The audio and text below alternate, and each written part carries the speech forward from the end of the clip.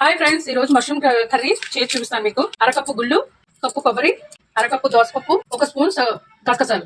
ముందుగా వేడి నీళ్ళు పెట్టుకొని వేడి నీళ్ళు మరిగిన తర్వాత మష్రూమ్స్ వేసి ఒక 5 మినిట్స్ ఉండించేసుకోవాలి. కొబ్బరి వేరుచిన గుళ్ళు కొద్దిగా బ్రౌన్ కలర్ వచ్చేటట్టు వేపుకోవాలి. తర్వాత లవంగాలు ఒక 10, చిన్న దాల్చిన చెక్క, గసగసాలు ఒక ఫ్రై చేసుకోవాలి. కళాయి పెట్టి ఆయిల్ వేసుకొని ఉల్లిపాయలు పచ్చిమిరపకాయలు కలుపుకోవాలి.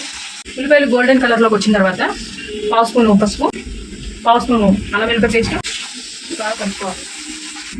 ఇప్పుడు మష్రూమ్స్ వేసేయాలి. గసగసాలు దోసపప్పు అది పేస్ట్ చేసింది వేసుకోవాలి. టమాటా పేస్ట్, తగినంత ఉప్పు, తగినంత కారం కలిపి వేసుకొని 5 నిమిషాలు మూత పెట్టుకోవాలి.